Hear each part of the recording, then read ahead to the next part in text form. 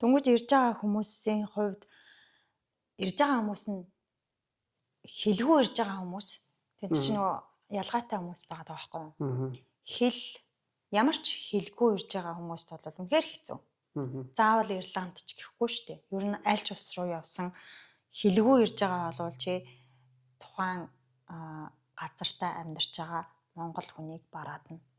Тэгэл монгол хүнээ бараадахаар мэдгүй манай Ирландд бол монголчуудаа бараадаад ингээл явахаар нөгөө нэг байраа дамжуулаад олон хүнд ингээл дамжилж түрээсвэлгүүлээл тэ. Ингээл тэр чин өөрөө ингээд давхар чи аргагүй тэр хүнээс тусламж хүсэж байгаа. Тэгээ тэр хүн чинь нэмэлт өртөг оруулсан байгаа чиний амьдралын зардал дээр. Тэгээ тэр нь бол тодорхой шүү дээ. Тиймэрхүү юмнуудаа хүлээн зөвшөөрөөд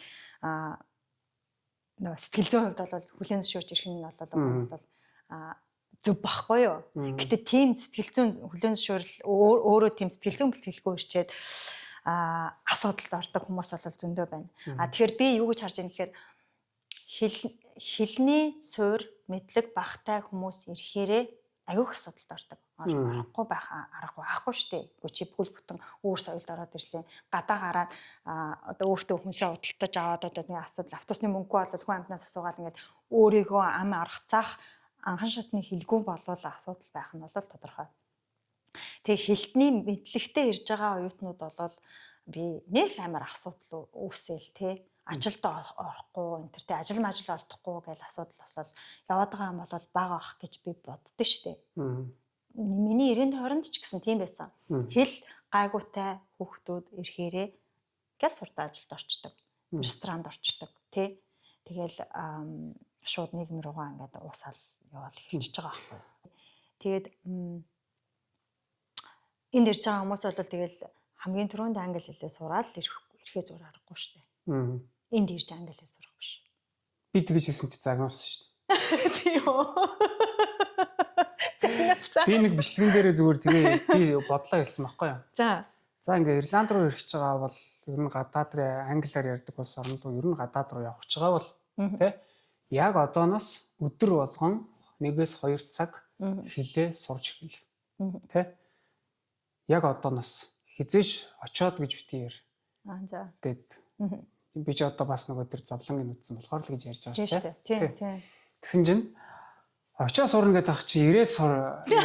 Очоо сурна гэдэг ах чинь тий ирэхээсээ өмнө сур гэдэг ах ямар сони юм. Тэр ихтэйс гайхамшигтай сэтгэлгээ байгаа байхгүй юу? Гайхамшигтай тийм юмыг хойшлуулах сэтгэлгээ байгаа. Тийм, яг үнэ. Яг үнэ. Тийм. За. Амар гоё нэг асуулт байна.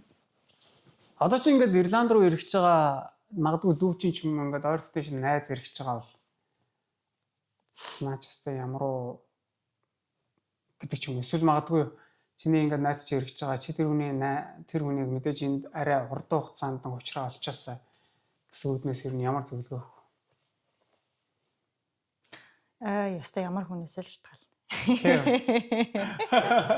Тэр чинь хүнээс л шалтгаална нэр үнэнгээсээ. Тэгэл маст нэг бид нар ингээл гэдэг байхгүй. За нэг ямар зөвлөгөө өгөх вэ гэхээр би айгу ерөнхий мэлээ шүү дээ. Тэгээ тэр чинь хүнээс л хамаарна шүү дээ. Ямар насны хүн ирж байгаа юм? Дөнгөж төгсөөд ирж байгаа юм уу? Оюутан болоод ирж байгаа хэдэн жил ажил хийж байгаа ирж байгаа нөхөр юм англи хэлтэй юм англи хэлгүй юм өстө нэрээ нөгөө хуульчид зөвлөгөө өгөхөд өстө нэрээ нөхцөл байдлаасаа болно. Яг тэрнтэй адилхан заяа. Үнэхээр тэр хүн ямар хүнээс л хамаарна. Гэхдээ англи хэлээ болоо сураад ирэх хэрэгтэй. Тэр үлгээс л яаж байх хэрэгтэй. Хурж ирээд шууд одоо ажилд орно шүү дээ. Хурж ирээл чи маргаашнаас нь CV-гээ бариад явна шүү дээ. Тэгээ CV-гээ бариад явахдаа чи маргааш нь гэтээ манай монголчууд яагаад тэгээд юм бэ мэдгүй хурж ирэнгүүтээ би ажил хийнэ гэдэг байхгүй юу. Хурж ирэнгүүтээ ажил хийх гэж байгаа бол англи хэлтэй тий basic тий basic ойлголцдог байж ч тэр чинь хурж ирэнгүүтээ ажилд орох гэдэг байгаа байхгүй юу. Тэгсэн мөртлөө айгу эсрэгээр нь бодоод идэг айгу санаа. Тэгээ англи хэлээ сурна. Тэгээл мэдээж нөгөө нэг тий нэг юм бас юу соёлын одоо тэр нөгөө байдлыг нь тий баг зэрэг судлаа тий гадаадад ирж байгаа хүн одоо олон улсын Ирланд бол яг үнэндээ бол дандаа Ирландуудтай байхгүй чи. Ирландад ирэхээрээ хэрвээ Даблинд ирээд ажиллах юм бол чи Бразилуудтай ажиллана, Энэтхэгүүдтэй ажиллана, Филиппинүүдтэй ажиллана. Одоо тэгэл нөгөө Африкууд, Судан гэх мэтчлэн олон улсын хүмүүстэй ажиллана. Ирландуудтай ажиллахгүй заяа. Яг мэдээж шууд нөгөө ажлын бизнес to бизнес байдлаар бүтэн цагийн ажиллах эрх мэрхтэй өөр төвшөнд ирж байгаа хүмүүсийг бол яриагүй шүү дээ. Тийм хүмүүс байдаг л байх заяа. Би нөгөө англи хэлээр ирж байгаа оюутнуудаа яриад байгаа шүү дээ. Тийм хүмүүс тэр оюутнуудын хувьд бол Ирландуудтай чи ажиллахгүй шүү дээ. Ирландуудтай ажиллахгүй. Дандаа гадны хоёр дахь хэлээр ярьж байгаа хүмүүстэй хамт ажиллана. Тэгэхээр тэр хүмүүстэй найзлах хэрэгтэй. Communication, networking заяа. Тэр нэрээ миний баг юу үг, лого үг нэрээ гад Монголоос ирж байгаа оюутнуудад хурж ирээл чи найзтай болох хэрэгтэй. Тэр найз нар чинь мэдээж Ирландууд байхгүй, дандаа гадныхан байна. Тэгэхээр тэр хүмүүсийн одоо хаанаас ирснийг нь асуудаг. Айгуу тийм сониуч байх хэрэгтэй юм билээ. Хаанаас ирсэн, яасан ийсэн, ямар соёлтой тэрийг ингээд нэг асуудаг. Асуух манайхан ч айгуу шаай. Хүнтэй ярьдаггүй. Хүнийг сонирхож хаанаас ирсэн, ямар хоол идтiin чи, танаахан үндэсний баяр маяр чи юу болтын, юу хувцс юу өмсдیں۔ Танаа цагаагаар ямар юм гэдэг ч юм уу сонирхож хүнээс ингэж юм асууж ингэж яриа өрнүүлэхгүй ажиллаа гээléдэг. Заяа. Тэгээ тэр ажиллаа айгуу сайн хийгээд байгаа монголчууд угаасаа айгуу ажилтаа сайн шүү дээ. Ажиллаа айгуу сайн хийгээд байдаг байхгүй юу.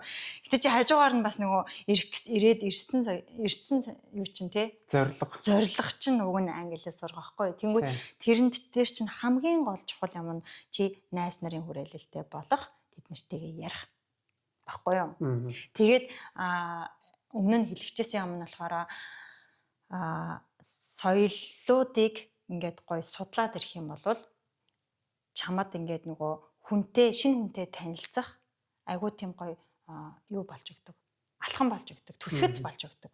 Хэрвээ чи жишээлбэл ингээд би Африкаас ирсэн гэх юм бол Африк улс хаана идэг вэ гэдгийг газрын зургийг geographical тийм нэг мэдрэмж чиний толгойд байдаг тиймэрхүү цаг агаартай Африкч ингээд дотроо зөндөө тэв штэ. Би тэв яриад байгаа штэ дотроо зөндөө улс байгаа штэ Тэгэл тэндээс ирсэн гэж хэлэх юм бол тэгэл эсвэл Испаниас ирсэн, эсвэл одоо Суданаас ирсэн, Энэтхэгээс ирсэн, Мумбайгаас ирсэн, Мумбай урт тал руугаа эсвэл Энэтхэгийн хойд хэсгээс Бразилаас ирсэн. Сан Паулоос ирсэн хүмүүс өөр юутай, өөр соёлтой заяа. Тэгж нарийн мэдэхгүй маа гэхэд бид нар нөгөө газар зүйн мэдлэг мэдээлэл боловсралтай болцсон байх юм бол шинэ найз нөхөдтэй болох айгүй алхам түлхэц суурь нь болж өгдөг. Найз нөхөдтэй боллоо гэхэд бол чи тэгэл хилтэй болчихж байгаа байхгүй юу. Тийм шүү дээ. Тэр дэхтэй нэг бодлоор бас амар үнэхээр миний бодлоор нөлөөлт юм шиг санагц. Яг тэгж хүнтэй харилцсан яриа хөрнүүлэх, хүн сэтгэлд төрүүлэх тал дээр. Яагаад гэх юм бол би ч бас нөгөө ингээ баарнд ажилладаг. Тэгээд баарн дээр ингээ хүмүүс сууж шүү дээ. Юм уугаа суудаг хүмүүс чинь. Тэгэл тэр уугаа сууж байгаа хүмүүс чи яг үндэ заримдаа үнэхээр хийх юм олж идэл чиний юу гэж хэлхийг сонсоо сууж идэг байхгүй юу. Тийм.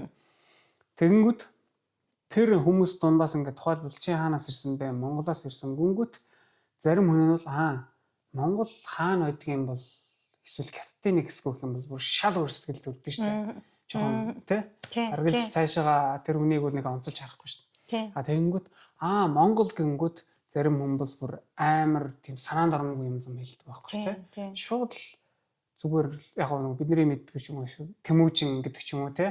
Тэнгүүч хүн чинь чи Монголыг мэддэг юм уу гэдэг шал өөр тэр үнтэй шал өөр харьцаж хэлдэг байхгүй. Тий.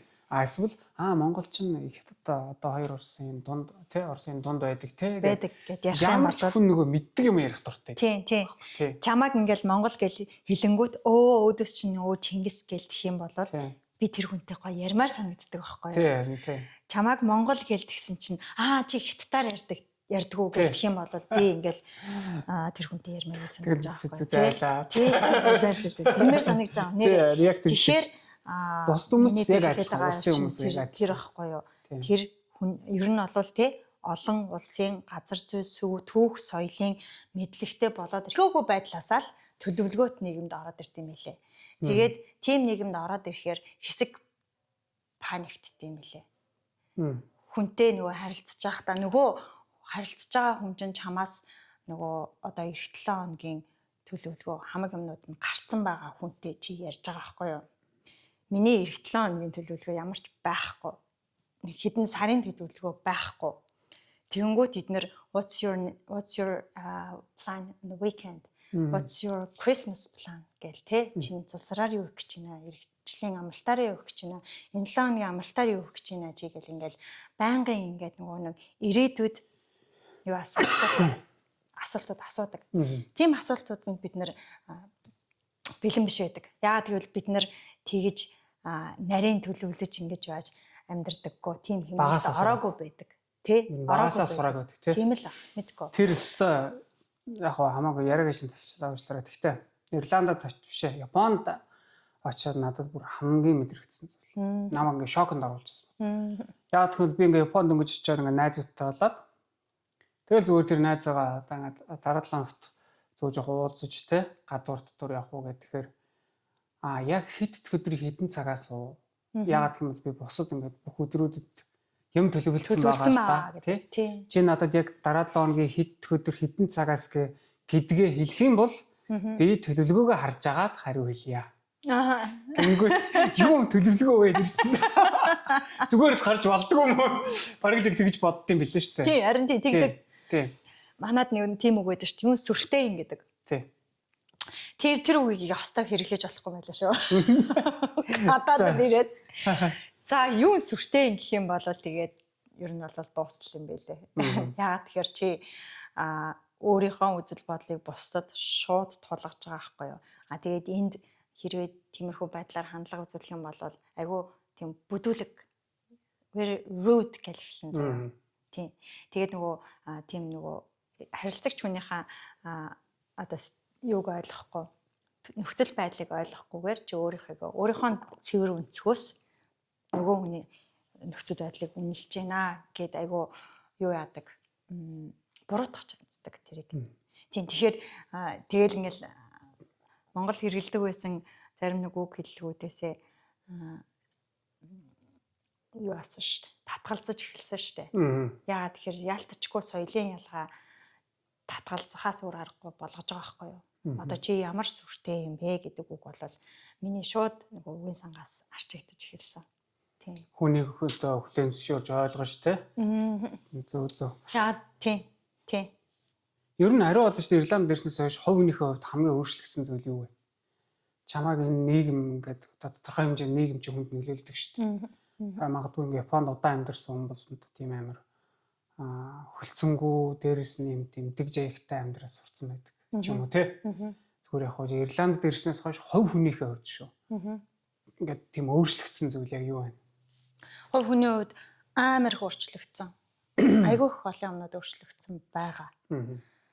Хамгийн тод анзаарагдаж хэлэх юмнууд нь бол яг хүнтэй харилцаа л гэж магадгүй.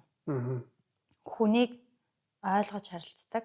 Одоо нөгөө энэ хүний соёл нь ийм өсөж төрнсөн нөхцөл байдал нь тийм. Одоо тийм болохоор яг тэр нөхцлөөрөө үнэлж байгаа үнэлгээг нь би хүнд итгэх ёстой. Түүнээс биш миний өнцгөр болол би заавал тэр хүнийг тэгж үнэлэх ёсгүй гэдэг байдлаараа би энэ хүмүүс ч гэсэн өөрсдөө яг тийм. Тэнгүүт би яг нөгөө Монголоос гарсан Монголын нөгөө нэг айгүй тийм нөгөө эго ондортой. Айгүй нөгөө Монгол эрэгтэй хүнээр ярих юм бол арах уу тий. Тэгээд нэг тийм нөгөө wild зан араншин арайгааг болж эхэлсэн. Тэгээд энэ яаж юм гэхээр нөгөө эго багсаж эхэлж байгаа байхгүй юу? Бусдыг хүлээн зөвшөөрөх одоо нэг тийм юу л сууж эхэлж байгаа юм л да. Тийм. Яг олон төрлийн соёлын хүмүүстэй яг зэрэгцэж амьдраад эхлэнгүүт соёлын ялгааг нь заавал мэдээд эхлэхээрээ тэр чинь хүлээн зөвшөөрч эхлэхээс өөр аргагүй болчихж байгаа байхгүй юу? Яг би бол өөрийгөө өмнөх энд ирэхээс өмнөх араад бол айгу эго ондортой амбиц. Яг амбиц гэдэг бол муу үг биш, сайн үг. Энд бол эргээр тооцогддог үг.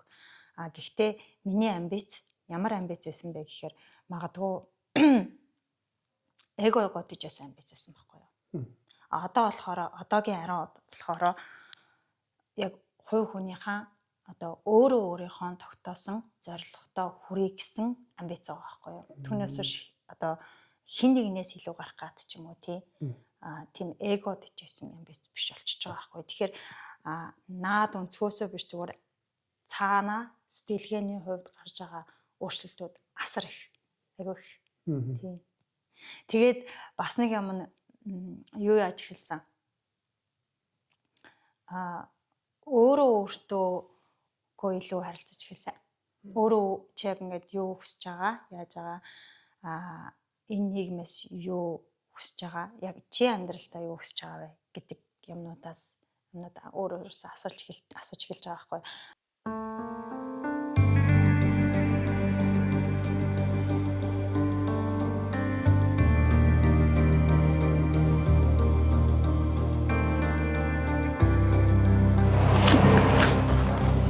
Тэгэл хүний нутагт дөнгөж ирсэн, шинээр ирсэн хүний хувьд бол алхам тутамдал асуулт бэрхшээл тулгардаг. Өдөрсөн ч ахин өндөх тэнхээтэй, хөдөлгүйдсэн ч дахин эхлүүлэх төвчээртэй. Тулгарах бэрхшээлээс илүү хүчтэй ухаантай. Зориг өвөртөлж нутгаасаа гарсан шигээ сурж мэдснээ үүрээд эх орондоо нэг л өдөр очино.